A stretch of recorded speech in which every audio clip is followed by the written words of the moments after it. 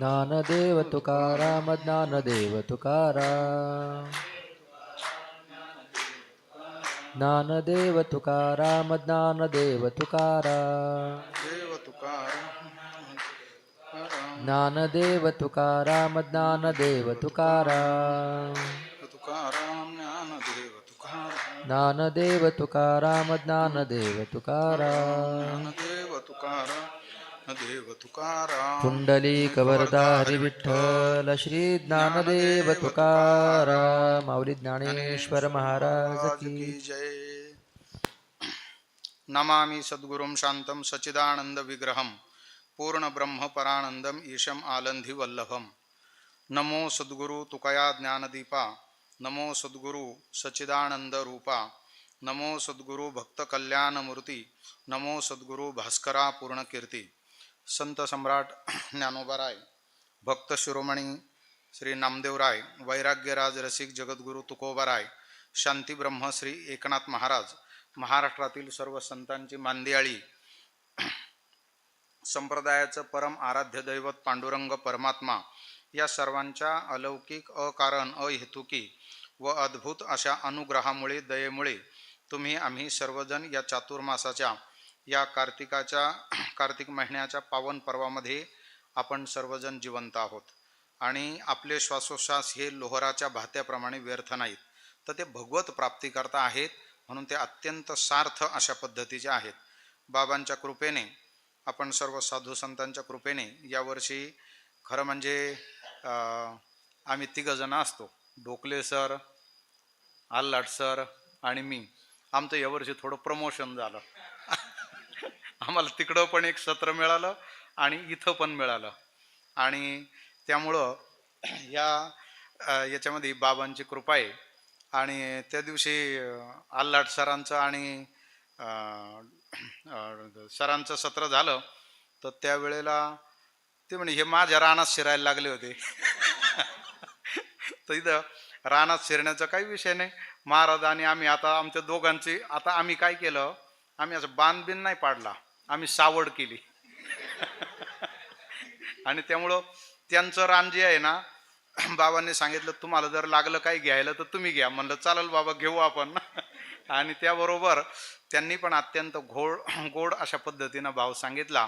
आणि खरं म्हणजे ज्या वेळेला बाबांना आम्ही एकदा देवगडला गेलो होतो, देवगडला गेल्यानंतर देवगडच्या बाबांनी, आम्ही तिथं पहिला कम्प्युटर दिला, जवळपास त्याला आता 35-40 वर्ष झाले, 35 वर्ष झाले, 30-35 वर्षापूर्वी. आणि त्यावेळेला तो कम्प्युटर ज्यावेळेला तिथं दिला ना, तर त्यावेळेला देवगडचे बाबा म्हणले तू भाषण कर काहीतरी, हे काय आहे बाबा हे आम्हाला सांग. त्यांनी पहिल्यांदाच पाहिला तो. आता मला कधीच बोलायची काही सवय नव्हती. आणि बाबांनी मला सांगितलं कसं बोलू नये याचं प्रात्यक्षिक म्हणजे तुम्ही आहे म्हणे. मग मला बाबांनी काही नियम सांगितले आणि त्याच्यामुळं मग ते बोलण्याचं हळूहळू थोडंसं धाडस आलं. खरं म्हणजे महाराजांनी आता जी अत्यंत चांगल्या पद्धतीनं ह्या ओव्यांची सुरुवात करून दिली. आपल्याला अभंग क्रमांक जो आलेला आहे हा आहे 3910. आणि याच्यामध्ये 41 पासून तर 101 पर्यंतच्या ओव्या ज्या आहेत ह्या माझ्या वाट्याला आलेल्या आहेत. खरं म्हणजे हे ओवी अशा पद्धतीचे हे प्रकरण आहे. महाराजांच्या आपण गाथेमध्ये जर पाहिलं तर खूप सारे वेगवेगळे विषय याच्यामध्ये आपण पाहिलेले आहेत. की गाथेमध्ये जर आपण पाहिलं तर बाळक्रीडेचे अभंग आहेत, गवळणी आहेत, काला आहे, त्याबरोबर नाटाचे अभंग आहेत, देवाशी सलगी, देवाचं भांडण, प्रेमाचं भांडण, अशा सगळ्याच खाली घेऊ का हां, ह्या सगळ्याच आपल्याला ह्या अभंग गाथेमध्ये ह्या 4092 अभंगामध्ये आपल्याला या सगळ्याच गोष्टी पाहायला मिळतात. आणि ओवी प्रकरणातला हा एकमेव अभ्याय आहे, नमनातला एक, आणि तो पण भरपूर मोठा आहे. त्याच्या 100 अभंग आहेत, याच्यामध्ये 100 चरण आहेत आणि याच्यामध्ये 101 चरण आहेत. आणि ह्या चरणाच्या मध्ये ओव्या ज्या वेळेला आपण विचार करतो तर त्यावेळेला ओवी म्हटलं की जात्यावरची ओवी आपल्याला आठवते. आणि जात्यावरची ज्या वेळेला ओवीचा आपण जर विचार केला तर आई जी आहे ही दळणदळ ते काल आपले दिगंबर महाराजांनी मस्त ओवी गायली एक. तर त्या जात्यावरच्या ज्या ओव्या आहेत ह्या अत्यंत मन प्रसन्न करणाऱ्या अशा पद्धतीच्या ह्या ओव्या. आणि त्याच्यावरती ती गोड ओवी जी आहे त्याच्यामध्ये स्त्रियांच्या भावना, वेदना ह्या सगळ्या गोष्टी त्याच्यामध्ये प्रगट होत असतात. तिचं प्रेम, तिची भक्ती, सगळं काही जात्यावरच्या ओव्या म्हणजे थोडक्यात हा एक आपल्या महाराष्ट्रीयन लोकांचा जीवनाचा हा एक, त्यातल्या त्यात महिला वर्गाचा हा एक जीवनाचा आरसा आहे. तिला जीवनात जे काही सुखदुःख होतात ना ते पहाटे कळतं. हिला नेमकं ह्या घरात कसं वाटतंय आता, तर हे त्या ओव्यावरून कळतं. ती ओवी ज्या पद्धतीची असेल ना त्यावरून तिचं अंतःकरण आत काय नेमकं त्याच्यामध्ये आहे हे त्याच्यावरून कळतं. आणि म्हणून जात्यावरच्या ओव्या ज्या आहेत ना ह्या स्त्रिया आपला अनुभव, त्यांना होणारे कष्ट, त्याचबरोबर त्यांची श्रद्धा, त्यांचं सगळं भावविश्व त्या ओव्यांच्या मधून प्रगट होत असतं. दळण हे काही नुसतं घरकाम नाही आहे, तर हे एक व्यायामाचं साधन पण आहे आणि त्याबरोबर ते मनशांतीचं पण साधन आहे. आणि दळताना ज्या वेळेला ओव्या म्हटल्या जातात ना तर दोन गोष्टी होतात. एक तर काम पण होतं आणि दुसरी महत्त्वाची गोष्ट म्हणजे मन पण हलकं होतं. कारण ओव्या ज्या वेळेला गायल्या जातात ना तर त्यावेळेला मन एकदम हलकं प्रसन्न अशा पद्धतीचं होतं. म्हणून ही जी महाराष्ट्राची आपली जी परंपरा आहे ही आत्ता अलीकडं थोडी थोडी कमी झाली शहरीकरणाच्या याच्यातून. नाही तर आपल्या सगळ्यांना आता इथं भरपूर आपण सगळेजण आहात, आपल्या प्रत्येकाच्या घरी जातं असेल आणि त्या ओव्या आपण सगळ्यांनी गायल्या असतील. महाराष्ट्रातले भूमीचा जर आपण विचार केला तर ही भूमी जी आहे ही संत भूमी आहे. इथं संत ज्ञानेश्वर महाराज, नामदेव महाराज, तुकाराम, जनाबाई, चोखामेळा, एकनाथ हे सर्व संतांनी हा भक्तीचा दीप अनेक पद्धतीनं उजळवला आहे. आणि यामध्ये ओवीचा जो आधार आहे या आपल्याला सगळं आपण पाहिलं की हा ओवीचा जो काही संदेश आहे ना तो घराघरी पोहोचला पाहिजे.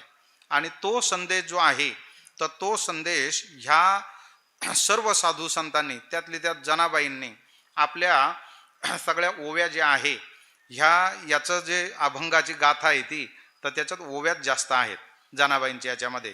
जसं की सुंदर माझे जाते गे फिरते बहुतेके, ओव्या गाऊ कौतुके तू ये रे बा विठ्ठला, जीव शिव दोन्ही खुंटे गे प्रपंचाचे नेट गे, लावून पाच बोटे गे तू ये रे बा विठ्ठला, सासू आणि सासरा धीर तो तिसरा, ओव्या गाऊ भ्रतारा तू ये रे बा विठ्ठला, 12-16 गडनी अवघ्या कामिनी, ओव्या गाऊ बैसोने तू ये रे बा विठ्ठला, प्रपंच दळण दळीले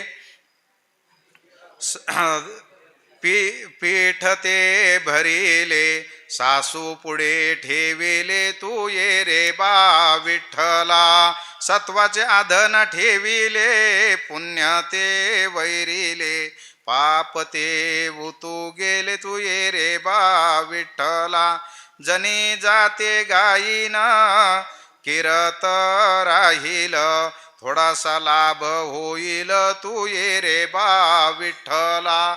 ह्या जात्यावरच्या ओव्याच्या माध्यमातून जनाबाई ज्या आहेत ह्या पांडुरंगाबरोबर, विठ्ठलाबरोबर त्या बोलत होत्या आणि आपली भक्ती जी आहे ती आपल्या विठाई बरोबर त्यांच्या ह्या ओव्यांच्या माध्यमातून त्या संवाद करीत होता. जात्यावरच्या ओव्या ज्या आहेत हे घरामधलं संस्काराचं केंद्र आहे. खरं म्हणजे बाबा म्हणत असतात की आपलं घर जे आहे हे एक विद्यापीठ असलं पाहिजे. घराची आळंदी ही अत्यंत महत्त्वाची आहे. आणि हे याच्यामध्ये वडील जशा पद्धतीनं आचरण करतात, आई आजोबा जशा पद्धतीनं आपल्याला त्यांच्या आचरणातून गोष्टी सांगवतात, आजी कोणत्या प्रकारच्या गोष्टी सांगते, त्यावरून ते जे घर आहे त्या घरातली मुलं हे सगळं डोळसपणे पाहत राहतात.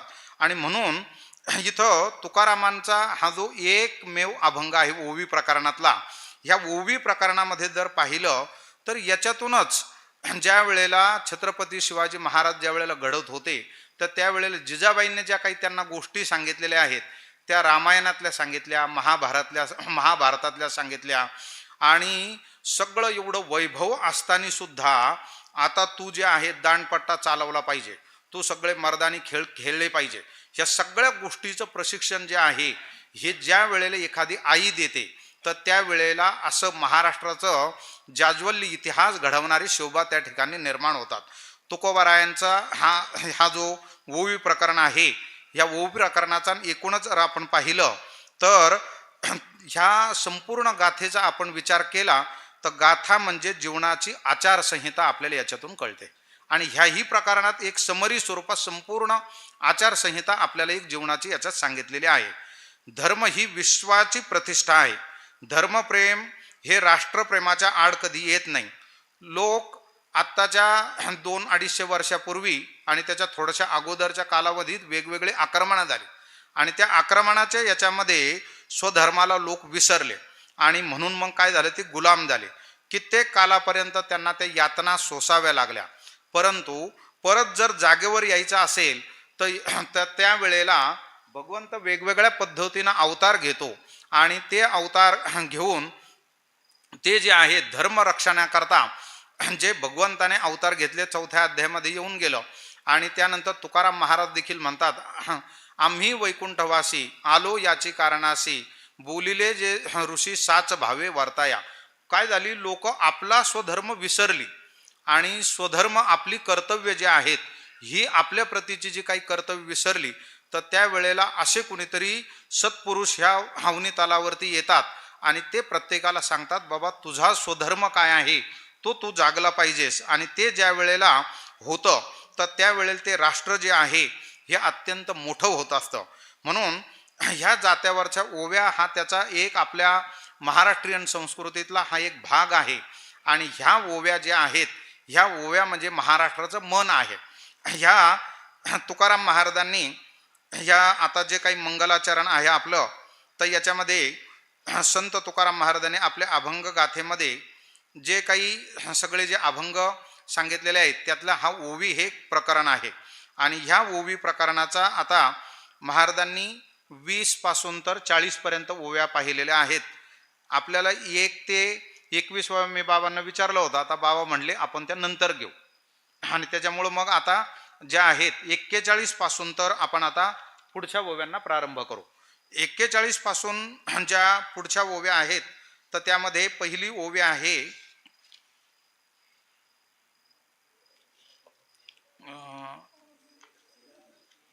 41.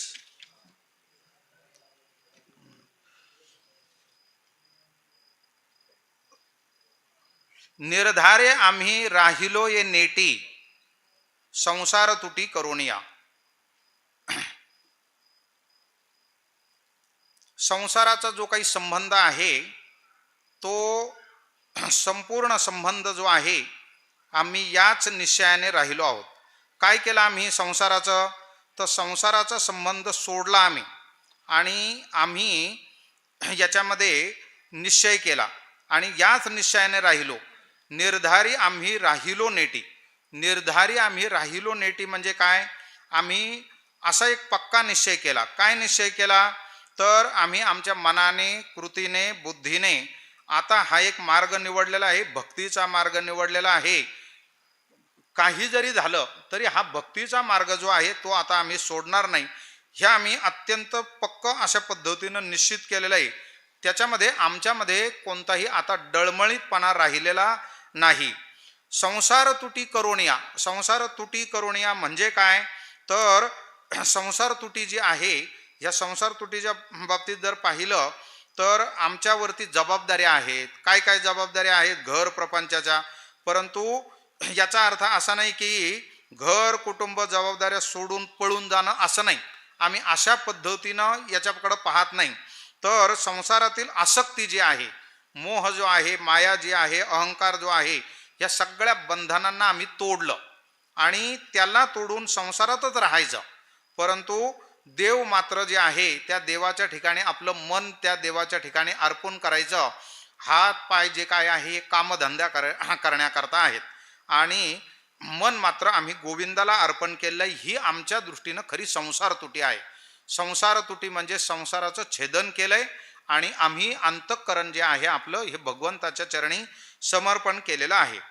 भक्तानं ज्या वेळेला देवाशी जोडलेलं मन जगात ज्या वेळेला मोहानं अडकतं त्यावेळेला फार मोठे अनिष्ट पण होतात. मोहाच्या मुळं महाभारत आपल्याला सगळ्यांना परिचित आहे. आता पहा तुम्ही, परंतु याच्यामध्ये जर संसार तुटी जर केली त्या संसारामध्ये राहायचं, परंतु अंतःकरण मात्र भगवंताच्या ठिकाणी समर्पित करायचं, असं जर केलं तर भीष्म पितामहांचा निर्धार पहा. आजन्म अशा पद्धतीचं ब्रह्मचारी व्रत त्यांनी धारण केलं. अर्जुनाचं मनोधैर्य पहा आणि त्याचबरोबर कुंती मातेचं वैराग्य जर आपण बारकाईनं जर पाहिलं तर मग खऱ्या अर्थाने संसाराची तुटी केलेली ही सर्वात मोठी अशा पद्धतीची उदाहरणं आपल्याला इथं पाहायला मिळतील. आणि आपल्याला ज्या वेळेला भगवंताच्या ठिकाणी अंतःकरण समर्पण करायचं आहे तर त्यावेळेला संसार जो आहे ना हा बाहेरचा आहे आणि आतमध्ये जो काही काम क्रोध लोभ मद मत्सर दंभ दर्प जो आहे ना हा एकदा काढून गेला की आतमध्ये आपल्याला निर्मळ भगवंताची प्राप्ती ही होतच राहते. पण त्याच्याकरता आपल्याला अत्यंत दृढ अशा पद्धतीचा निश्चय करावा लागतो. आणि तो निश्चय करत असताना तुकाराम महाराज एका वेगळ्या अभंगात सांगतात की देह जाओ, नामदेव महाराज सांगतात की देह जाओ अथवा राहो पांडुरंगी दृढ भाव. पांडुरंगाच्या ठिकाणी जर दृढ अशा पद्धतीचा निश्चय केला काय होईल, शेंडी तुटल नाही तर पारंबी तुटेल, जे काय व्हायचं असेल ते होईल. परंतु आपण जर पक्का निश्चय जर केला तर याची देही याची डोळा भोगू मुक्तीचा सोहळा अशी अनुभूती आपल्याला ह्याच जन्मामध्ये आपल्याला ती आल्याशिवाय राहणार नाही. आणि असे कित्येक उदाहरण आहेत. वयाच्या पार अगदी नदीला गोवऱ्या जाईपर्यंत त्यांनी काही केलं नाही आणि सांगितलं अरे तुझ्या मृत्यूला आता जे आहेत ना फक्त 7च दिवस राहिले. मग 7च दिवस राहिल्यानंतर काय वेगाने लागला तो आता त्या सगळ्याला, अरे नाही 1च दिवस राहिला, नाही आता फक्त 1च तास राहिला, आणि 1च तास नाही आता फक्त काही मिनिटं राहिलेत. तर त्यावेळेला संपूर्ण समर्पण ज्या वेळेला आपण करू तर त्यावेळेला तेवढा मिनिटही पुरेसा राहील. आणि त्यामुळं इथं असा पूर्ण निर्धार करून आम्ही याच्याकडं लागलेलो आहोत. येणे अंगीकार केला पांडुरंगे रंगविले रंग आपुलिया. पांडुरंगाने माझा अंगीकार केला आणि काय केलं मला पांडुरंगाने, रंगविले रंगे आपुलिया. त्यानं काय केलं, मला आपल्या रंगात रंगून टाकलं. अहो त्याचा रंग जो आहे ना तर तो जो आहे हा अत्यंत कनवाळू कृपाळू अशा पद्धतीचा आहे आणि त्याने मला काय केलं आता जवळ केलेलं आहे. त्याच्या रंगात रंगवलंय म्हणजे काय केलं, अवघा रंग एक झाला. त्याचा जो काही रंग आहे ना तो मला आता प्राप्त झालेला आहे. अवघा रंग एक झाला रंगी रंगला श्रीरंग. त्याबरोबर आता जे काही मी तू पण जे होतं ना ते गेलं, आता काही राहिलं नाही ते मी तू पण. म्हणून मी तू पण गेले वाया पाहता पंढरीच्या राया.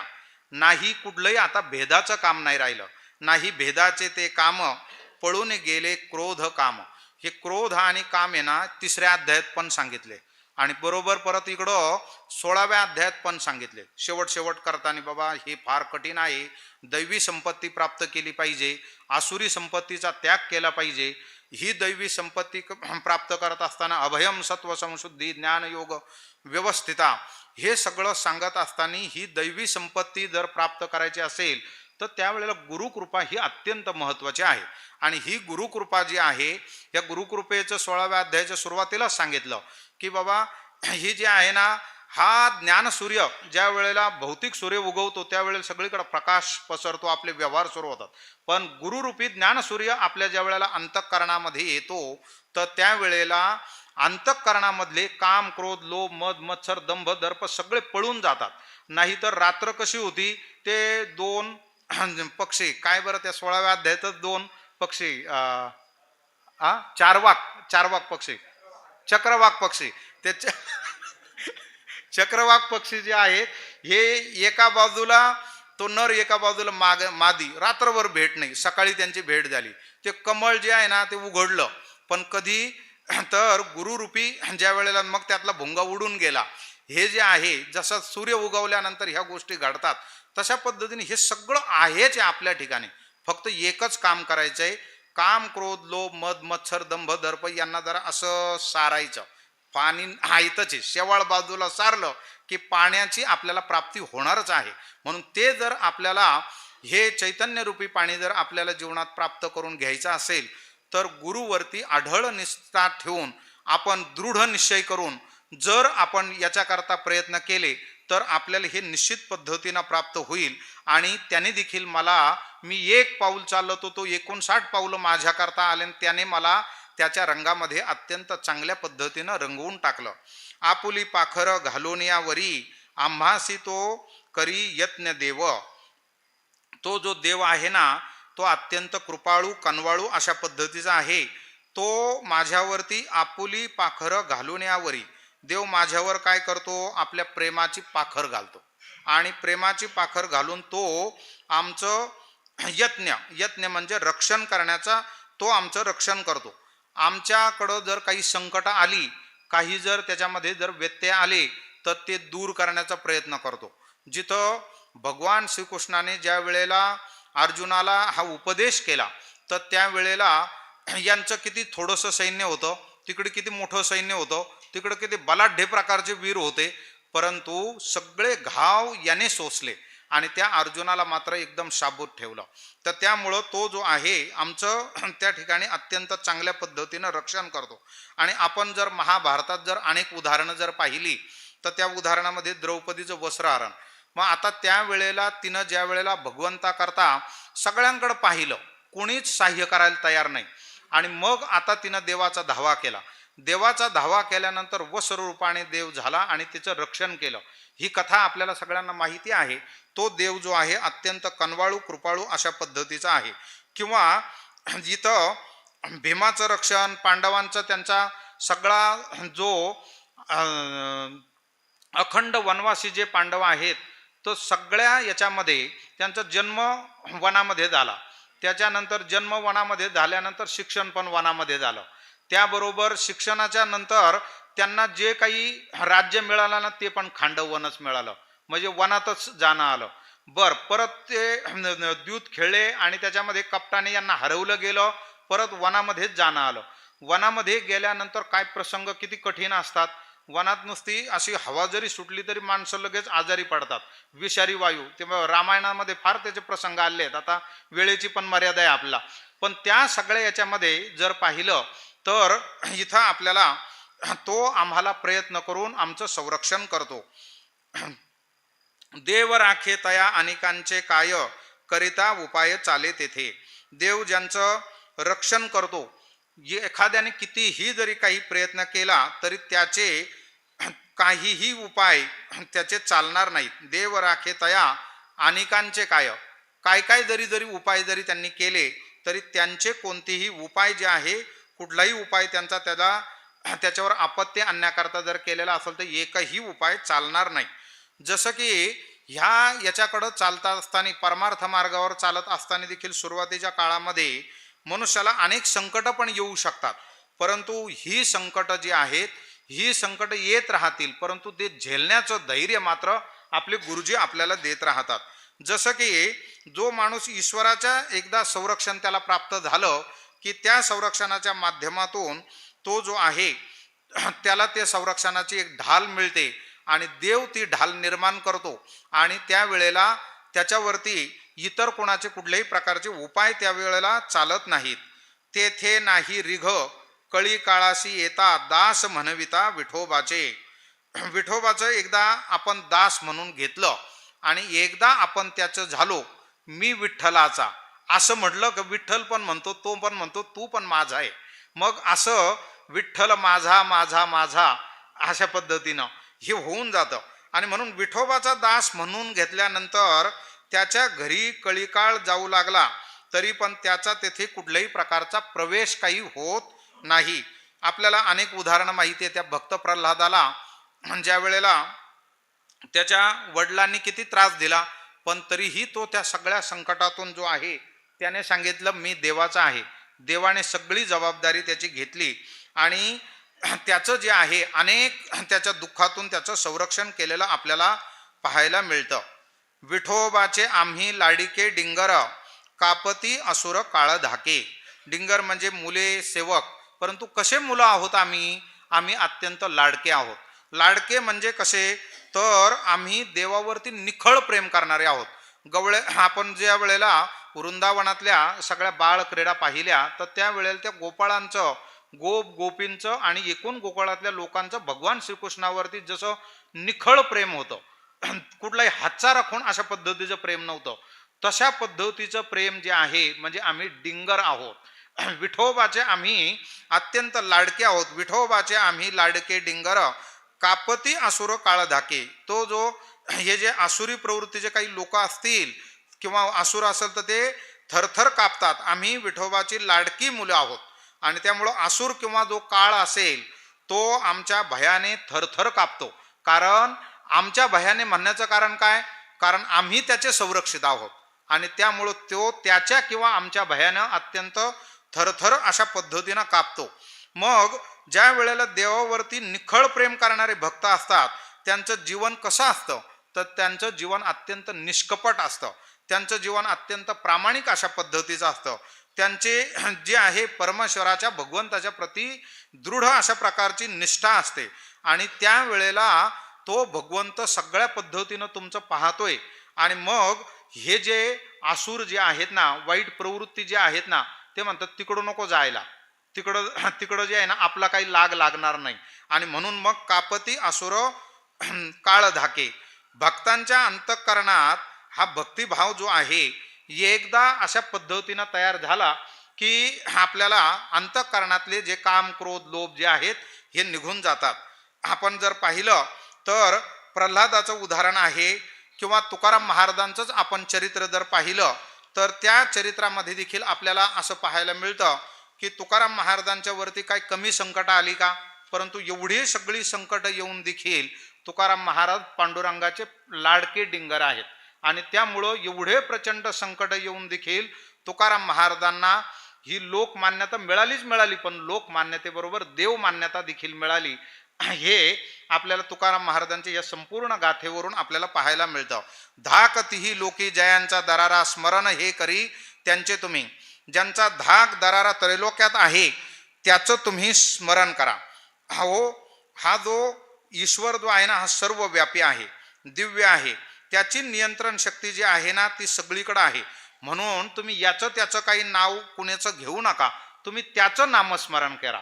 त्याचं नामस्मरण जर केलं तर त्याचा सगळीकडं असा दरारा आहे आणि त्याच्यामुळं तुम्ही ते त्याच्या रामनामाने अत्यंत तुम्ही संरक्षित अशा पद्धतीचं राहा. महाराजांनी आता गोष्ट सांगितली की ज्याच्या नावाने फक्त नाव घेतलं का दगड तरतात. आणि हे जे आहे बरं फक्त इकडच्याच सैन्यातले नाही, खुद्द रावणाने देखील त्याचं नाव घेऊन दगड टाकला आणि तो देखील तरला. किती मोठी ही नामाची शक्ती आहे. आजच्या कलियुगामध्ये देखील जर समजा आपल्याला जर एखाद्या ठिकाणी जाणं शक्य नसेल तर आपण सांगतो असं कर, तिथं माझं नाव सांग. मग प्रत्यक्ष जायची काही गरज नाही, परंतु तिथं बाबांचं नाव सांग. बाबांचं नाव सांगितलं का तो काही म्हणत नाही. ज्या काही गोष्टी आपल्याला तिथून घ्यायच्या असतात त्या सहज त्या ठिकाणी मिळतात. नामाचं जी काही गोष्ट आहे प्रत्यक्ष जाण्याच्या ऐवजी आपल्याला नामाच्या माध्यमातून ह्या सगळ्याच गोष्टी प्राप्त होतात. तुम्ही निदसुरे नका राहू कोणी, चुकवा जाचणी गर्भवास. लोकांनो, तुम्ही जे काही आहे ना हे बेसावध अशा पद्धतीनं काही राहू नका. ज्ञान आणि पुण्य तुम्ही संपादन करा. गर्भवास आणि यमाची याचना जी काय आहे ना तो जाच जो आहे तुम्ही चुकवा. जर समजा असं करणार नाही तर राजा जड भरताचं चरित्र आपल्याला माहिती आहे. तो राजा जड भरत जो आहे हा भरत राजा वनामध्ये गेला, तपश्चर्येला गेला आणि ते हरणाचं पिलू पाहिलं. ते चाललेलं आहे वाहत आता त्याला उचलून घेतलं, आपल्या आश्रमात नेलं, वाढलं.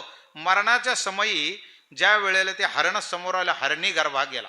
आता त्याच्या ध्यानात आलं, अरे बाबा हा तो चक्कर पडला आपल्याला, मग आता काय करायचं? तर ते हरिण एकटं राहायचं.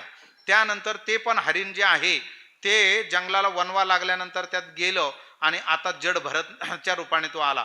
आणि जड भरत जो आहे त्याला ज्या वेळेला ह्या सगळ्या गोष्टी आपल्या माहिती होत्या तर त्यावेळेला ही जी गर्भवासाचं दुःख जे काय आहे आणि एकूणच आपल्याला ह्या जर जाचणी जर चुकवायच्या असतील तर त्याकरता आपण ह्या जन्मामध्ये अत्यंत काळजीपूर्वक आपण झोप न काढता अत्यंत जागृत राहून आपण ह्या सगळ्या गोष्टी अत्यंत गरजेचं आहे.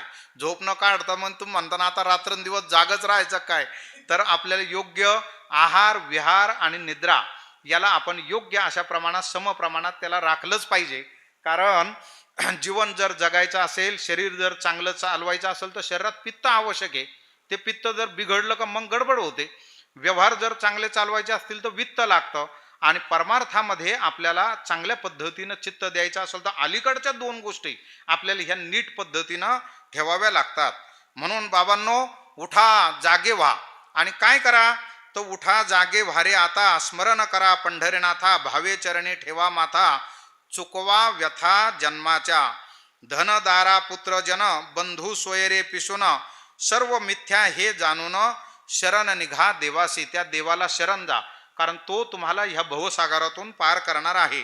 माया विघ्ने भ्रमला खरे, म्हणता मी माझे नि घरे, हे तो संपत्तीचे वारे, साचो कारे जाईल. कधी जाईल हे सगळं दिसतंय पण काही सांगता येत नाही. आयुष्य जात आहे पहा, काळ जपत असे महा, स्वहिताचा घोर वहा, ध्यानी रहा श्रीहरीच्या.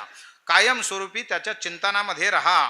संत चरणी भाव धरा, क्षणक्षणा नाम स्मरा, मुक्ती सायुज्यता वरा. हेची करा बापांनो. हीच गोष्ट अत्यंत महत्वाची आहे आणि याला सर्वात जास्त प्राधान्य द्या. विष्णुदास विनवी नामा, भुलू नका भव कामा, धरा अंतरी निजे प्रेमा, न चुका हरिभक्ती. हरीची भक्ती जी आहे ही तुम्ही कायमस्वरूपी धरा. गर्भवासी दुःख यमाचे दंडन, थोर होयशीन येता जाता. आता पहा, गर्भवासाचं दुःख जे कितीतरी त्याच्यावरती अभंग येऊन गेलेत आणि कितीतरी ओव्या पण आपल्याला याच्यामध्ये परिचित आहेत. ह्या भगवंताच्या अज्ञानामुळं, हरीच्या अज्ञानामुळं गर्भवासाचं दुःख जे आहे हे प्राप्त झालं. आणि हे जे प्राप्त झालेलं दुःख आहे, थोर होयशीन येता जाता, ह्या पापामुळे जो आहे ना तो काय करतो, यमाचं दंडन होतं, तो शिक्षा करतो. आणि येता जाता म्हणजे येणं जाणं का घडतं, वासनेच्या संगेत जन्म घेणे लागेल. म्हणून बाबा, वासनेनं ह्या संसारामध्ये तुम्ही काही अडकू नका. म्हणून ही जी गोष्ट आहे अत्यंत दक्ष राहून तुम्ही जे आहे हे जे आता यमाचं जाच आहे तो तुम्ही आता टाळा. डोळा हरळ न वेळे, कोई घात न जिरे, तैसे काळीचे न विसरे जन्म दुःख. कारण आईच्या पोटामध्ये राहणं हे काही एकदम एअर कंडिशनचा काही बंगला नाही येतो. तिथं जे अत्यंत दुःख आहे त्या दुःखाचा विचार केला तर म्हणे, पुय गरते रिगाला, हा मूळ मूत्र रंदे निघाला, कटार्य म्या चाटीला कुच स्वेदू, ऐसे ऐसे परी जन्माचा कंटाळ धरू, म्हणे आता ते मी न करी जेने ऐसे होय. आता मी जे आहे याच्यातून निश्चित पद्धतीनं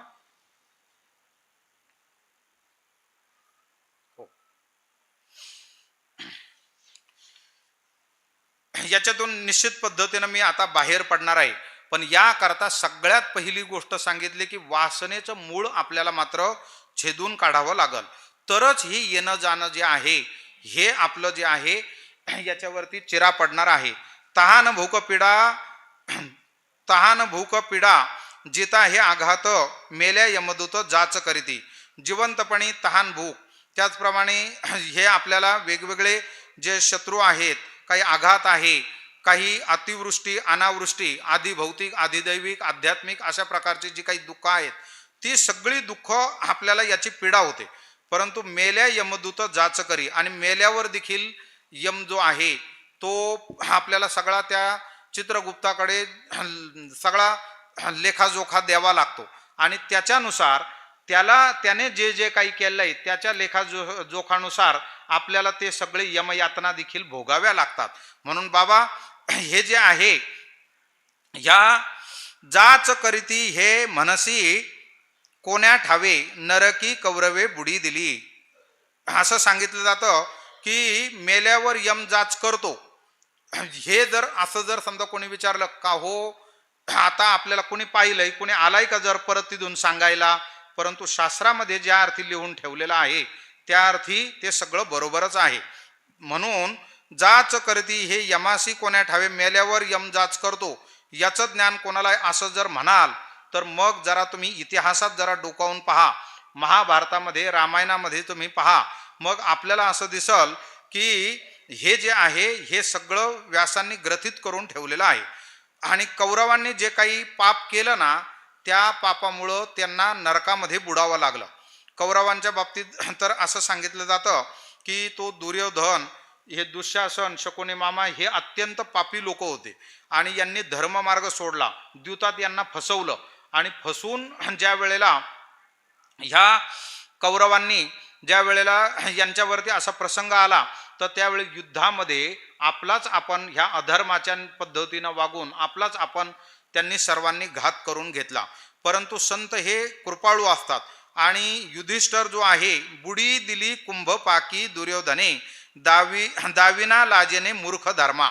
ज्या वेळेला त्या धर्माच्या राजाला सांगितलं की तुम्ही आता असं करा, फक्त तुम्हाला ह्या नरकाचं दर्शन घ्यायचं.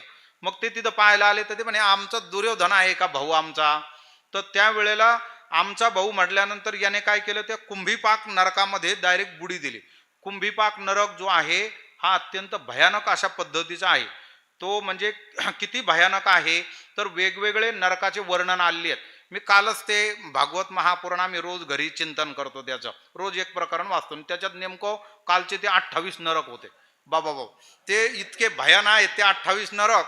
तर त्याच्यामध्ये ते एका याच्यात असं सांगितलं की उकळतं तेल, आणि त्याच्यामध्ये इथं ज्या पद्धतीनं लोक म्हणजे जिवंत प्राण्याला त्रास देतात, मांस खातात. ते आम्ही देवगडला एकदा चाललो होतो आणि वडाळ्याच्या तिथं आहे ना ते हे पाहिलं, कोंबडी सोललेली आणि ती उडते अशी, आणि ती उडती ही इतकं भयानक पाहिल्यानंतर त्या याच्याकरता इथं असं सांगितलंय की त्यांना बटाटवडे कसे टाकतात तेलात उकळत्या, तशा पद्धतीनं ह्या लोकांना त्याच्यात टेम्पररी एक शरीर देतात आणि ते शरीर देऊन त्याच्यात उकळतात. इतक्या भयानक यातना तिथं होतात. नरकाचं वर्णन जर करायला गेलं तर आपल्याला 4:45 इथंच वाचतील, म्हणून आता आपण थोडं वेगानं जाऊ. बुडी दिली कुंभपाकी दुर्योधने, दाविला लाजेने मूर्ख मुख धर्मा. त्याला आता त्या आपल्या सगळ्या कर्माची लाज वाटली आणि ती लाज वाटल्यामुळं त्याने आपलं तोंड देखील या धर्मराजाला त्याने दाखवलं नाही. न ये वरी काही करिता उपाय भोगविता देवतेची त्यासी. म्हणजे आता धर्मराज म्हणले बाबा तू वरती आहे, काही केलं तो काही वर आला नाही, म्हणजे जसं त्याचं कर्म असेल ना त्या कर्माप्रमाणे त्याला फळ मिळतं.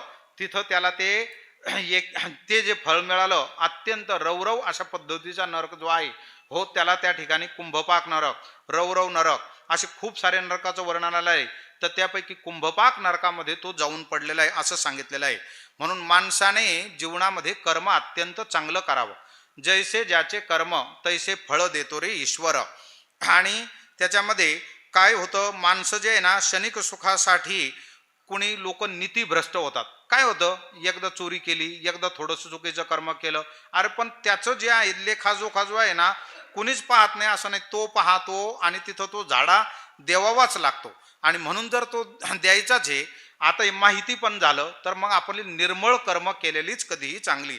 त्यासे अभिमान गर्व या देहाचा न उच्चारिता वाचा नारायण. जे वाणीनं नारायणाचा नामाचा उच्चार करीत नाहीत त्यांचे ठिकाणी देह अभिमानामुळे व इतर कारणामुळे हा गर्व असतो. आणि हा गर्व काय माणसाला काही तसा तो ठेवतो का? तो तर अज्ञानाचे पाठी त्या मानाने कमी आहे, पण सज्ञानाचे तर लगेच कंठालाच झोपतो. म्हणून इथं नवल अहंकाराचे गोठी न लागे अज्ञानाचे पाठी, सज्ञानाचे झोंबे कंठी नाना संकटे नाचवी. सत्य मानोनिया संतांच्या वचना जा रे नारायणा शरण तुम्ही. आता इथं जे काही व्यासादिकांनी स्मृतिपुराणांनी जे काही ग्रंथामध्ये आपल्याला सांगितलेलं आहे त्या संतांचं वचन आपण मानलं पाहिजे आणि त्यांच्या वचनावर विश्वास ठेवून आपण नारायणाला शरण गेलं पाहिजे. कारण त्याला जर शरण गेलं तरच तो आपल्याला या भवदुःखातून भवरोगातून आपल्याला बाहेर काढल. तुम्ही मानू नका कोणी हा विश्वास, पुत्र पत्नी आस धनवित्त. पुत्र पत्नी धन वित्त ह्या सगळ्या गोष्टी ज्या आहेत ना ह्या आपल्याला कोणी याच्यावरती विश्वास ठेवू नका. आणि ह्या ज्या आहे ना ह्या शाश्वतपणाविषयी आपल्याकडं हे धन राहील असं काही नाही. लक्ष्मी चंचले, आज इथं तर उद्या तिथं, आणि आता धडधाकड दिसतो तर पटकन कॅन्सर होईल, आणि मग ते एक इंजेक्शन द्यायला म्हणतात काहीतरी 35,000 रुपये लागते. आणि असे आता आपण इंद्रायणीचे हॉस्पिटलमध्ये पाहतो, इथं एवढे पेशंट वाढलेत की तिथं जे आहे ना, ते लोक काही काही अक्षरशः असे म्हणतात आता मेलेलंच बरं, कारण ती इंजेक्शन दिल्यानंतर डोक्याची एक केस नाही राहत, सगळं जळून जातं, इतकं भयानक वेदना त्याच्या आहेत जिवंतपणी. तर ह्या सगळ्या गोष्टी कशामुळं, काही चुकीच्या गोष्टी केल्या असतील, मागच्या संचेदातलं काही भोगायला आले असेल, काय सांगता येतं त्याचं. परंतु हे सगळं जरी असलं तरी आत्ताचं मात्र आपल्या हातात आहे ना. मग आपल्या हातात येतं जर आपण ते हे प्रारब्ध भोगून संपवायचं आणि अत्यंत चांगलं कर्म करून आपण सद्गतीला प्राप्त झालं पाहिजे, नव्हे तत्स्वरूपालाच प्राप्त झालं पाहिजे. हेच आपलं अत्यंत उच्चतम अशा पद्धतीचं ध्येय असलं पाहिजे. म्हणून बाबांनो, ह्या पुत्र पत्नी धन याचा काही तुम्ही अभिलाषा पद्धतीने धरू नका. या धनाचा न धरी विश्वास, जैसी तरुवर छाया, अशा पद्धतीनं संतांनी देखील आपल्याला सांगून ठेवलेलं आहे. धन वित्त लोभ माया मोहपाश, मांडियले फास यम दूती. धन वित्ताचा लोभ जो आहे, श्रीपुत्रावरील प्रेम जे आहे, आणि विषय सत्य वाटण्यात जो काही मोह आहेत, हे पाश आहेत. हरणाला पकडण्याकरता जशा पद्धतीनं जाळं लावलं जातं, मासे पकडण्याकरता जसं पाण्यात जाळं फेकलं जातं, तसे हे तुम्हाला पाश टाकलेले आहेत. परंतु तुम्ही मात्र काय करायचं, तर यमदूतांनी हे तुम्हाला जे काही पाश टाकलेत, ह्या पाशापासून जपून राहिलं पाहिजे. आणि कसं जपून राहायचं, तर ते आमचे ढोकले सर एक गोष्ट सांगत असतात. तो कोळी आहे ना, जाळं लांब फेकतो म्हणे, आणि मासे त्याच्यात येतात पण, त्या जाळ्यात पण येतात, परंतु जे त्या कोळ्याला शरणागत झालेले आहेत, तर त्याला मात्र ते जे आहेत त्याच्या पायाशी जे आले आहेत ते मासे मात्र जिवंत राहतात. तसं देखील आपण देखील भगवंताचीच शरणागती करणं अत्यंत गरजेचं आहे. दूती यांच्या मुखा केलासे कुडन, वाचे नारायण येऊन येदी. यमदूत जे आहे ना, संसारी माणसाचं तोंड बंद करतात, त्याच्या मुखाला देवाचं नाव, नारायणाचं नाव, काहीही आपल्याला रामकृष्ण हरी म्हणायला गेले, किंवा तुम्ही ओम नमो भगवते वासुदेवाय असा काही राम नामाचा काही जप करायला गेले, तर राम नाम येऊ देत नाहीत मुखाला ते. नेदी शुद्ध बुद्धी आतळो चित्तासी, नाना कर्मे त्यासी दुरावती. मनुष्याने केलेली पाप कर्म जे आहेत, अंतःकरणात सात्विक वृत्ती निर्माण होऊ देत नाहीत, आणि त्याला देवापासून ती दूर करतात. दुराविली एके जानतीच फार, निंदा अहंकार वाद भेद. जे लोक जे आहेत ना, ही वेद असल, गुरु असल, संत असल, देव असल, यांची ज्या वेळेला निंदा करतात आणि अहंकार वादविवाद ह्या सगळ्या गोष्टी करत राहतात, अशा पुष्कळ जाणते माणसं देखील हे सगळे देवापासून हे गर्वाच्या कारणामुळे दूरच अशा पद्धतीनं राहतात. म्हणून इथं याच्यामध्ये आपल्याला अहंकार जो आहे, निदा अहंकार,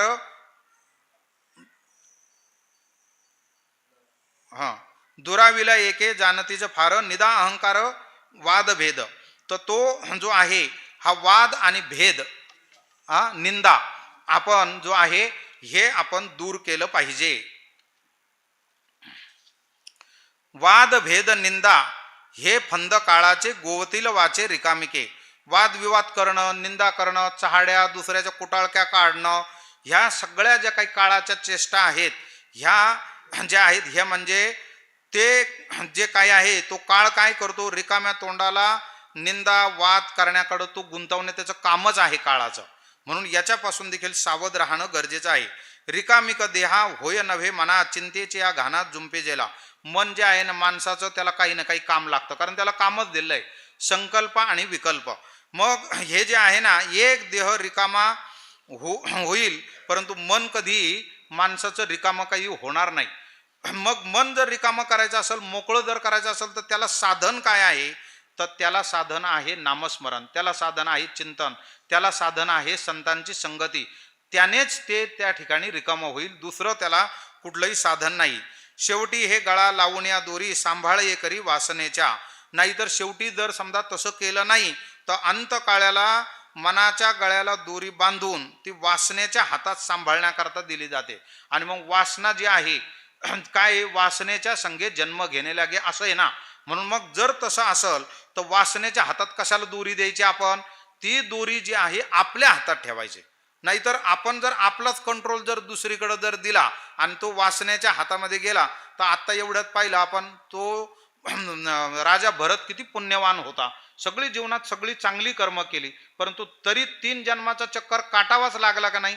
म्हणून इथं आपण जे आहे हे जुंपण्याचं याच्याकरता आपण त्याच्याकरता आणि ह्या वासनेचा आपण दुसऱ्याच्या हातात ही दोरी देण्याचा कधीही आपण फंदात पडू नये. वासनेचा संग होय अंतकाळी तरी तपोबळी जन्मधरी. अंतकाळी जशी वासना उत्पन्न होते तिला अनुसरणच मोठ्या तपस्व्याला देखील जन्म घ्यावा लागतो. आणि तेच उदाहरण, सगळ्यात मोठं उदाहरण म्हणजे राजा जडभरताचं मोठं उदाहरण आहे. धरून या देव राहतील चित्ती आधिल्या गती आठवाया. हा ना, आता पहा, धरून या देव राहतील चित्ती. त्यामुळं जे विचारी लोक आहेत, जे लोक जन्मभर चिंतन केलेलं आहे, ते लोक काय करतात, तर ते लोक वासनेमुळं पुढं अशी आपल्याला पण दुर्गती प्राप्त होईल बरं का. आता हे आताचे ह्या प्रवचनात जर 5 वेळा मी जड भरतात जर उदाहरण दिलं असेल, तर आता सगळे लोक म्हणते नको रे बाबा, आता आपल्याला थोडंसं सावधच राहणं गरजेचं आहे.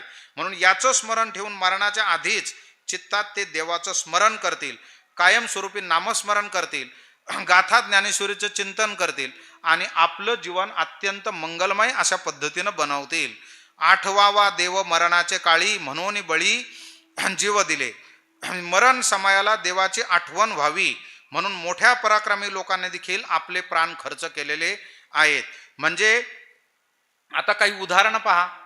जोग महाराजांचं आपण जर उदाहरण घेतलं, जन्मभर अत्यंत शुद्ध परमार्थ, आता जाण्याची वेळ आली आणि सांगितलं मला आळंदीला आता जायचंय.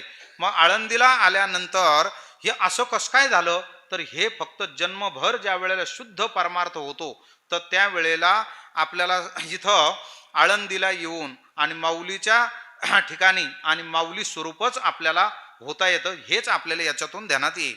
दिले टाकून या भोग ऋषीवरी खाती वनांतरी कंदमुळे.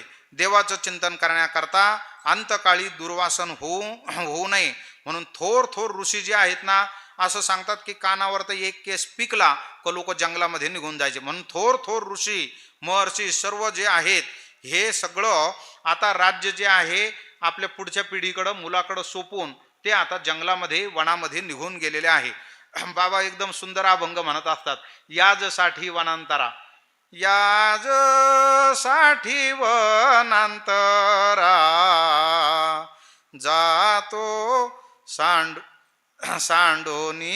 याग, याज साठी वनांतरा, जातो सांडोनी या घरा.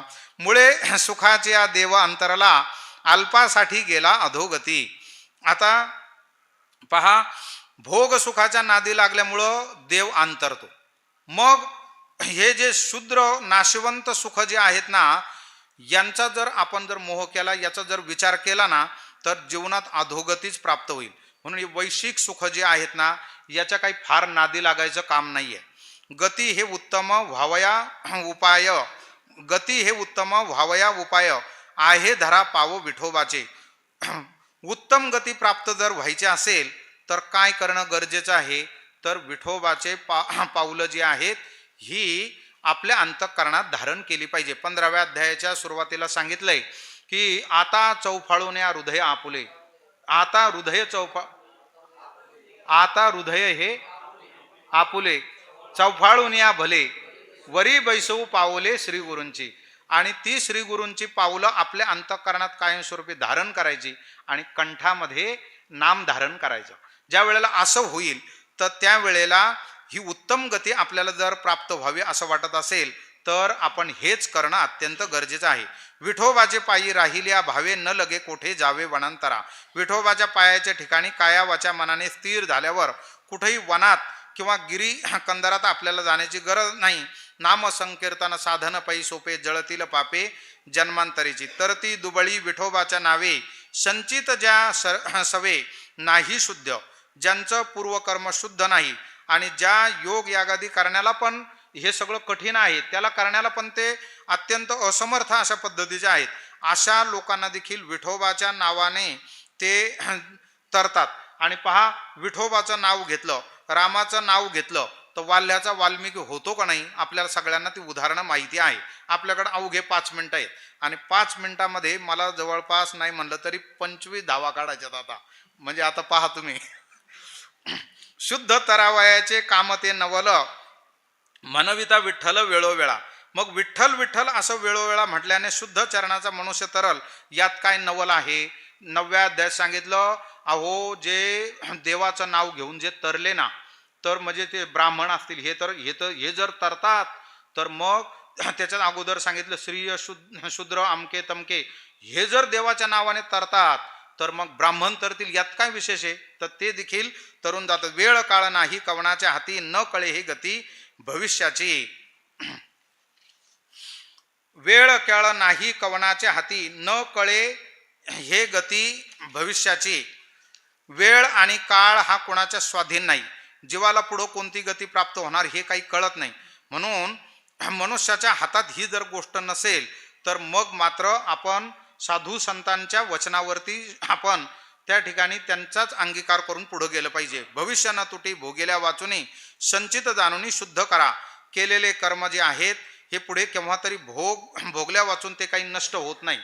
आणि या करता आता मग पुढं जे काही क्रियामान तयार होणार आहे ना, तर त्याच्याकरता आपण जे आहे आपले कर्म अत्यंत शुद्ध करा. मग आपली कर्म शुद्ध केल्यानंतर त्याचा काय फायदा होईल? कर्म जर शुद्ध केले तर ह्याही जीवन अत्यंत आपलं चांगल्या पद्धतीनं जाईल. लौकिक जीवनात देखील आपल्याला आनंद प्राप्त होईल आणि पारलौकिक जीवन देखील आपलं आनंदमय अशा पद्धतीनं राहील. म्हणून करावे सायस आपुले हिताचे, येथे आलियाचे मनुष्यपण.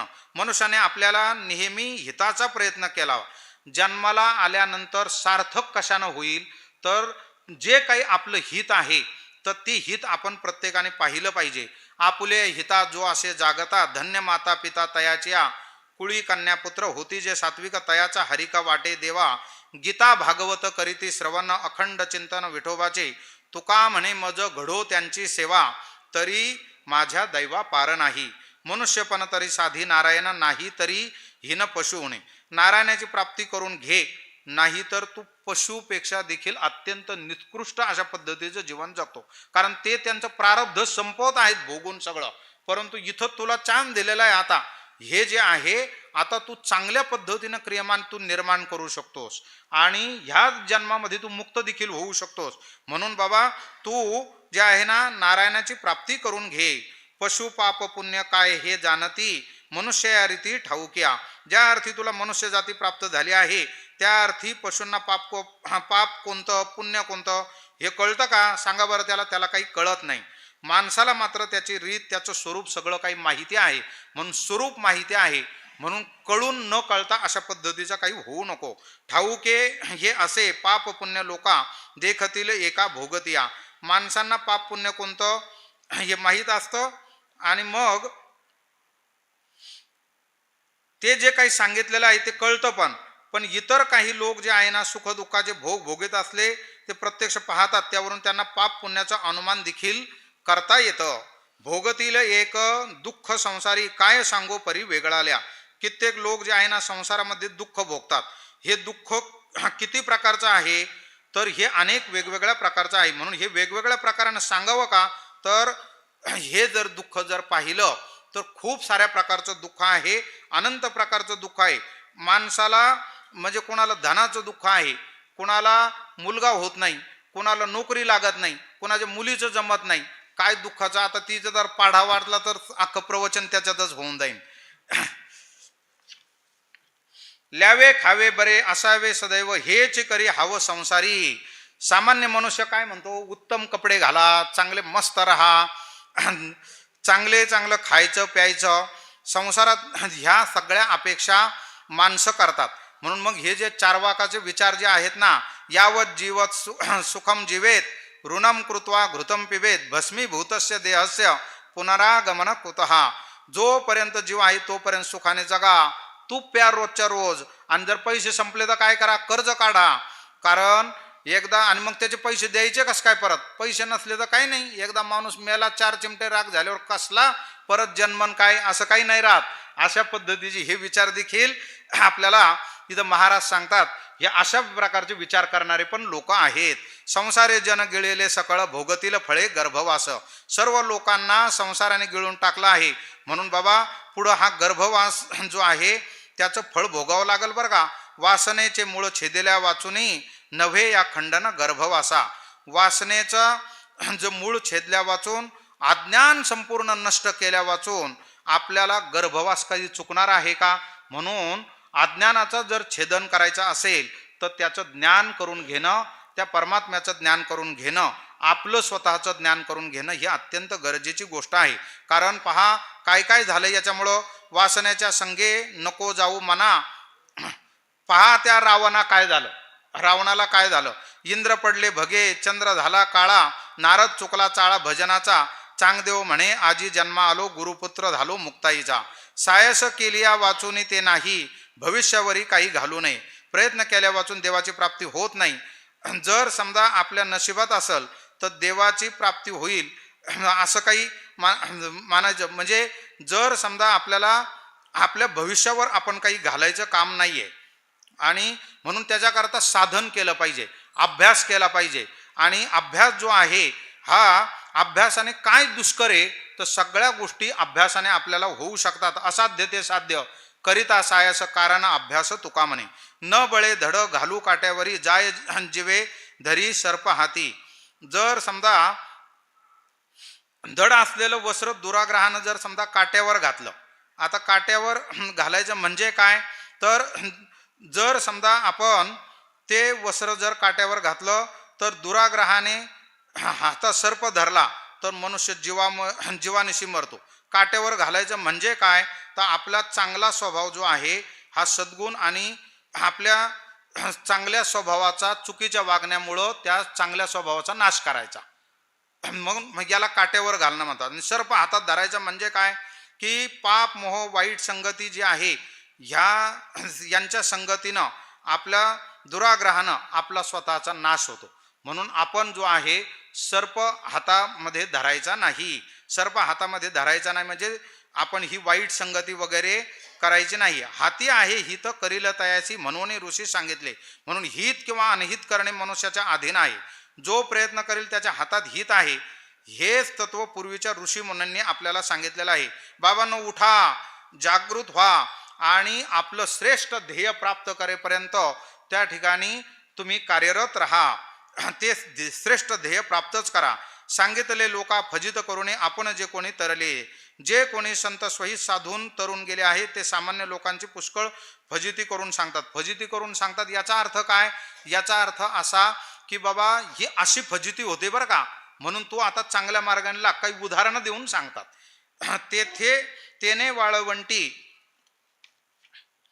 तेने वाळवंटी उभारिले कर कृपेचा सागर पांडुरंग. त्या संतांनी वाळवंटावर कीर्तन करताना आपले हात उभे केले आणि हात उभे करून सांगितलेलं आहे बाबांनो की तुम्ही आता ह्या भवसागरातून पार करायचंय ना, ते फार काही कठीण नाहीये. बस त्याच्याकरता एक आणि एकच गोष्ट लागते. तुम्ही एक पाऊल चला. तुम्ही एक पाऊल आले का मी तुमच्याकरता 99 पावलं येईल आणि त्याच्यामुळं हा भवसागर सहज पद्धतीनं तुम्हाला तारता येईल. तो कृपेचा पांडुरंग जो आहे ना, पंढरपूरला आपल्या कमरेवरती आता तर कंबर भरत राहिलं तू म्हणतो कलियुगामध्ये. काही नाही, बाकीचे योग या हे काही कठीण गोष्टी आहेत त्या काही तुम्हाला होतील का. फंदात पण पडू नका त्याच्या. मग काय करा, काय नाही, राम नाम घ्या, फक्त नामस्मरण करा, विठ्ठल विठ्ठल म्हणा, सारखा जप चालू ठेवा. श्वासोश्वास ज्या पद्धतीनं करतायत तेवढ्याच वेगाने नामस्मरण करत राहा.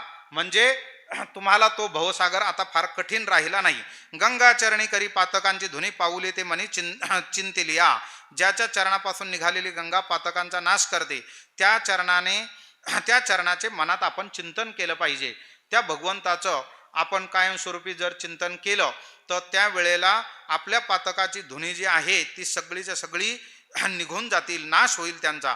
चिंतने जयाच्या तरती पाशानं उद्धरते चरण लावण्या. ज्यांच्या चरण स्पर्शाने दगड देखील तरुण गेले, समुद्रात तरले, त्या चरणांचे चिंतन केले की उद्धार नक्की होणार. हनुमंतांनी हे सगळं केलं. सगळी वानर सेना जी आहे, नल नील महाराजांनी आता सगळं सांगितलं आपल्याला. तर आणि दुसरं उदाहरण म्हणजे पाषाणाचं. अहिल्या जी आहे, भगवंतानी फक्त त्या दगडाला स्पर्श केला तर ते जो दगड आहे ते अहिल्या देखील उद्धरून गेलेले आहे. लावून या टाळी न लगे बैसावे, प्रेमसुख घ्यावे संतांचे संगे. आता बाबांनो, तोंड बंद करून काही बसू नका. समाधी लावून साधू संत जर आले ना, तर ते आल्यानंतर ते सांगतील त्या पद्धतीनं करा. नाही नाही, माझा एकट्याचा जप चाललाय, एकट्या खोलीत बसून, तसं ना करू. हे आता तर साधू संत आल्यानंतर असं सांगितलं जातं की बाबा, देव सारावे परते आणि संत पूजावे आरते.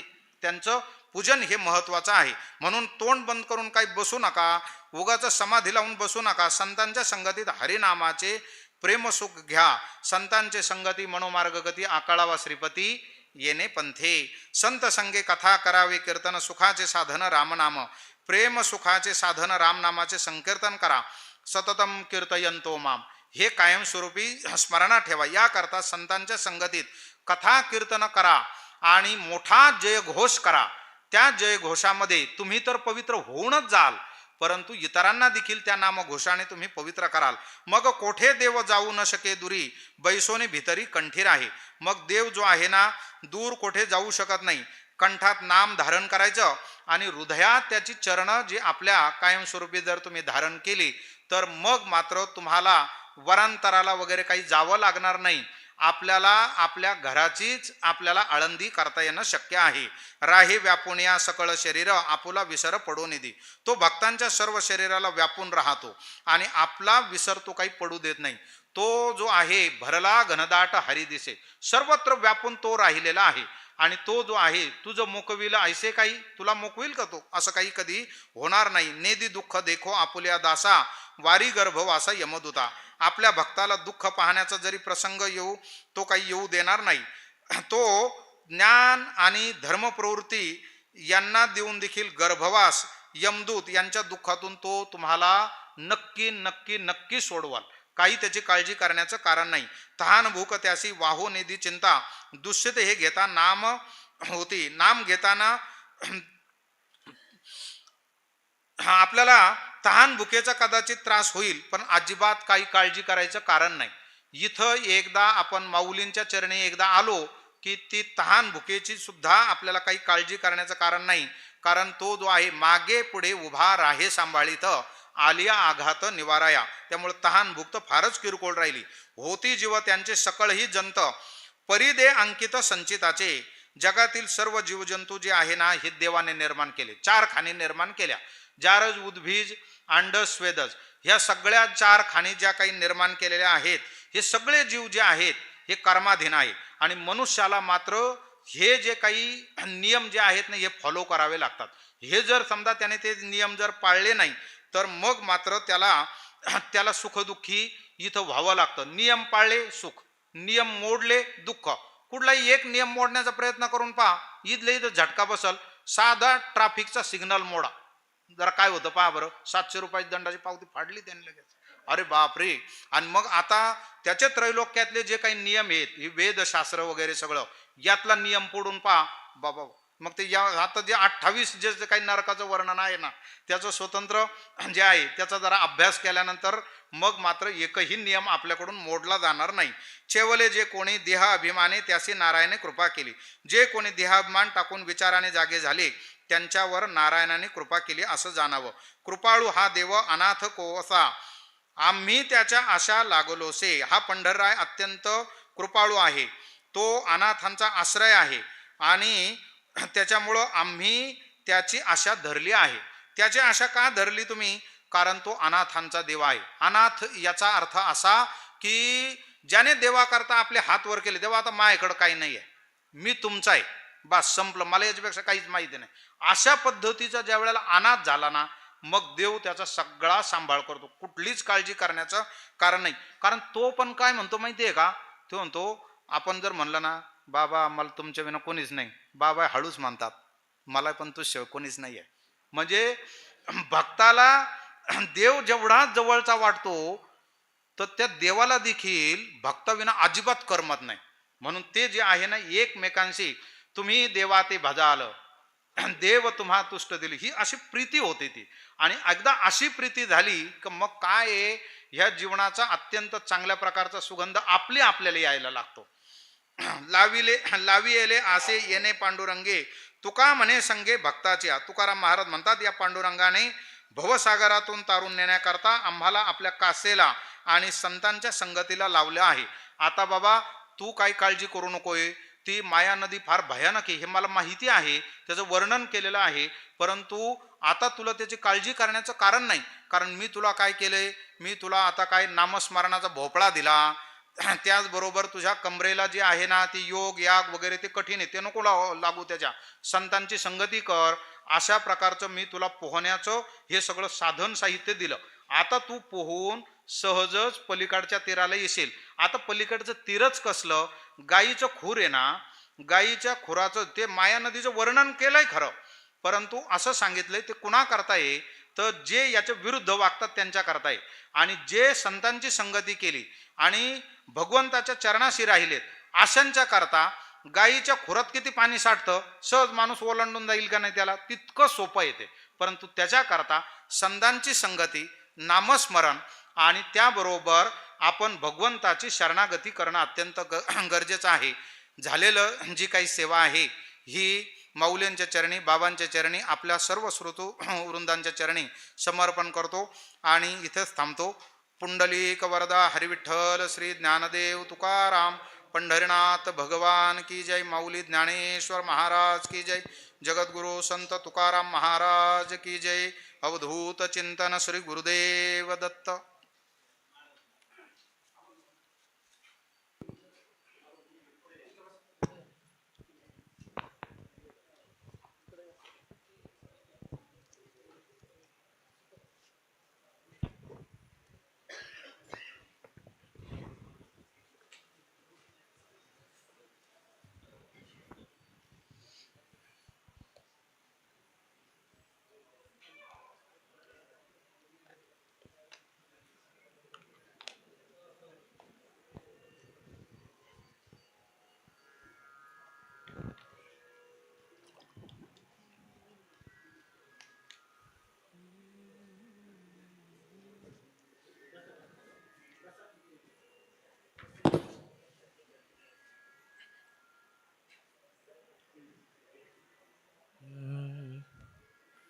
मार्ग दाऊनी गेले आधी, मार्ग दाऊनी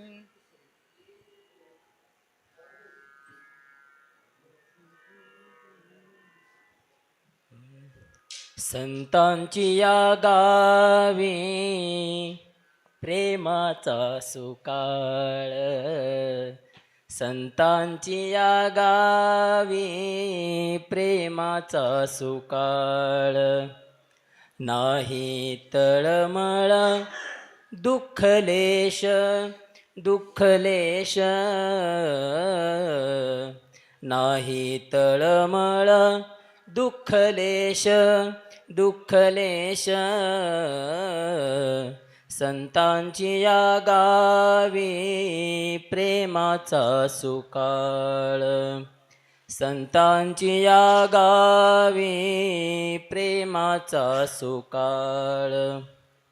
तेथे मी राहीन होऊनी याचक, तेथे मी राहीन होऊनी याचक.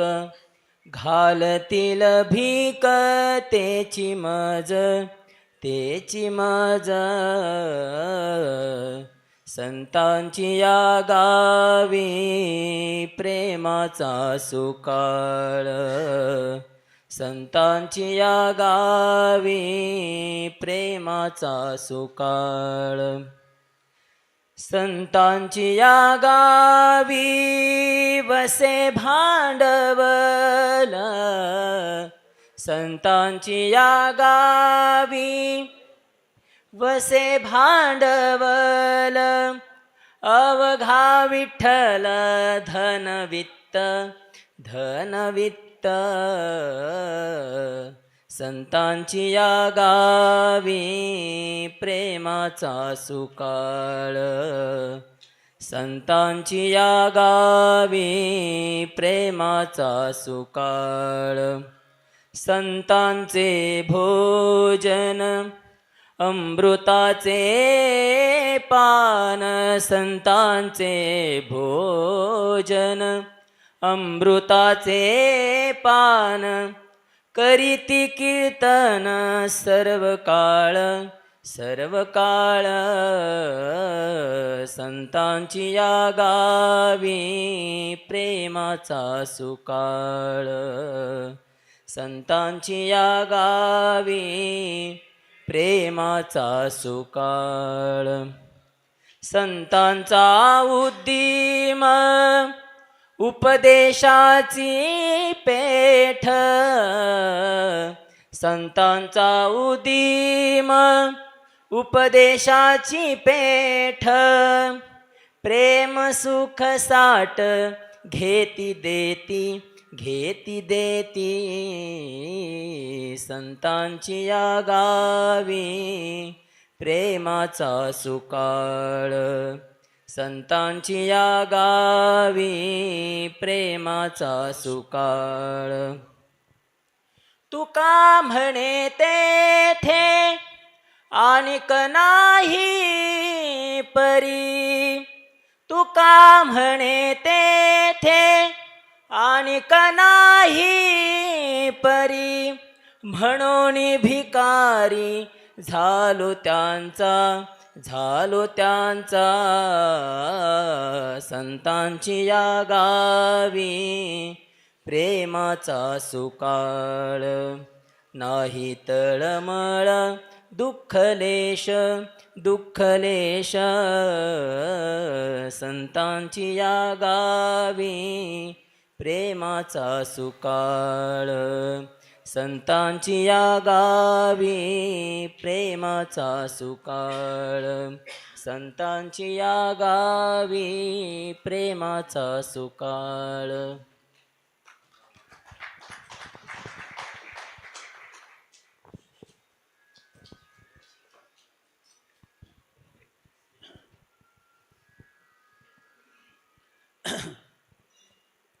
सच्चिदानंद रूपाय विश्वोत्पत्त्यादि हेतवे तापत्रय विनाशाय श्रीकृष्णाय वयं नमः.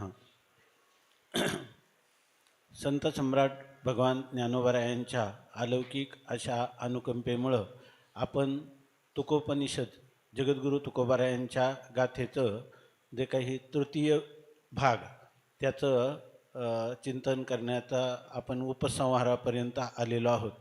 आणि आज या ठिकाणी आपल्यामध्ये उपस्थित असणारे आपले थोडेच दिवस राहिलेले आहेत, वेळही नसतो, तर त्याच्यामध्ये काही महानुभावांचा थोडा सत्कार करायचा. तो असा की या ठिकाणी आपल्या मध्ये उपस्थित असणारे एक व्यक्तिमत्व आहे, आमचे परमप्रेमास्पद बंधुवर्य प्रशांतजी झंझणे, जे झेड कॅपिटल नावाचं एक प्रेस जे आहे आणि ते स्वतः आपले जे ग्रंथ आहेत त्या ग्रंथामध्ये ज्ञानेश्वरीच्या जवळजवळ सर्व आवृत्त्या आणि आता नवीन तुकोबारायांचं झालेलं प्रकाशन त्यांच्याद्वारा केले गेलेलं आहे. आणि जे बरेचसे ग्रंथ आपण एकदम घरगुती पद्धतीनं त्यांना सांगतो आणि ते सर्व त्याचं पूर्तता करून देतात. आणि हे करीत असताना आर्थिक जे काही ते मूल्य घेतात तर ते मूल्य इतकं कमी घेतात की ते सांगण्यासारखं नाही. आम्हालाही त्याची लाज वाटते. अशा प्रकारची स्थिती आहे ते. आणि ते सर्व ते करतात. आत्तापर्यंत एकदाही त्यांना बोलावलं नाही, कारण ते कोणत्याही ते म्हणतात मला सेवा सांगा, त्याच्याबद्दलचं माझा कुठं सत्कार वगैरे नको, आणि ते कधीच तयार होत नाही. आणि ते बऱ्याच वेळा फोनवरच सर्व करतात. भागवत महाराजांचा आणि त्यांचा संबंध असतो. पण आता काय झालं की ते जे करतात तर त्यांच्या अंतःकरणात भावुकता जास्त आहे. म्हणजे 200 वर्षापूर्वीचं जे काय आपला शेतकरी समाज असेल भोळा, तर तसे ते भोळे आहेत. म्हणजे या बाबतीत व्यवहारात अतिशय चतुर आहेत, परंतु आपल्यासाठी भोळे आहेत. अशा प्रकारची स्थिती आहे. आणि त्यांना जर काही बोललं ते ऐकून जास्त आग्रही स्वभावाचे आहेत. आपण सांगितलेलं काहीच ऐकून घेत नाही, त्यांचंच ऐकून घ्यावं लागतं. तर त्याचं कारण भावुकता हे आहे. अंतःकरणामध्ये असणारी जी श्रद्धाशीलता, त्याच्यामुळं ते व्यवहारामध्ये अशा प्रकारचं वर्तन करतात. परंतु त्यांना आज बोलावण्याचं कारण असं की त्यांची भावुकता कमी व्हावी आणि काही विचारप्रधान जीवन त्यांचं व्हावं म्हणून माऊलीलाच वाटलं असेल आणि म्हणून ह्यावेळेला त्यांचा हात मोडला. ते जे काही सांगतात माझं खूप चांगल्या प्रकारे आता इथं अंधश्रद्धेचं सारखं सांगणं होईल, त्यामुळं ते म्हणतात की मला तुम्ही बोलायचं नाही, माझं माऊली पाहून घेतात आणि माझं सर्व चांगलंच होतं. प्रत्येक आवृत्तीबरोबर मला काय काय प्राप्ती होते माझंच मला माहीत, असं ते मोघम बोलतात. पण आता काय झालं, आता त्यांना म्हणायला जागाच नाही कारण त्यांचा हात मोडला.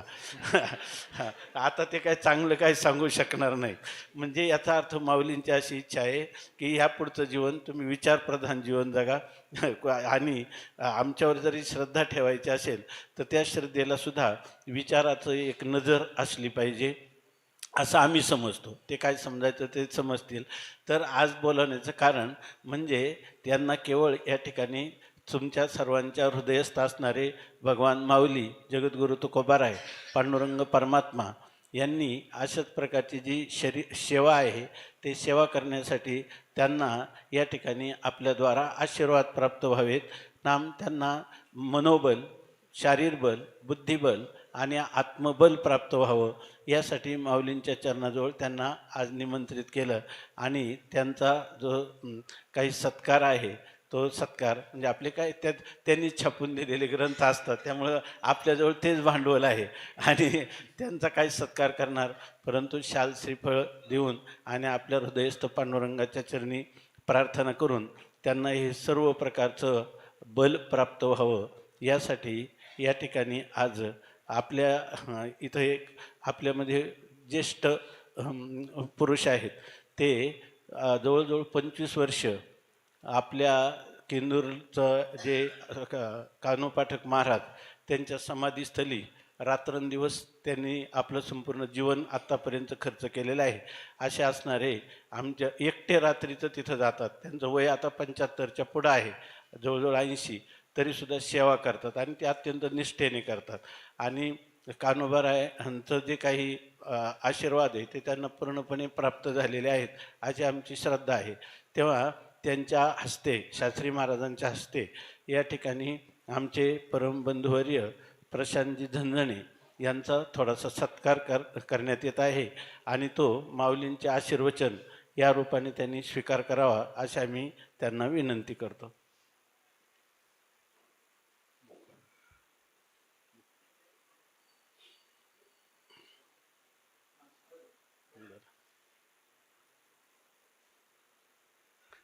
कशाला हां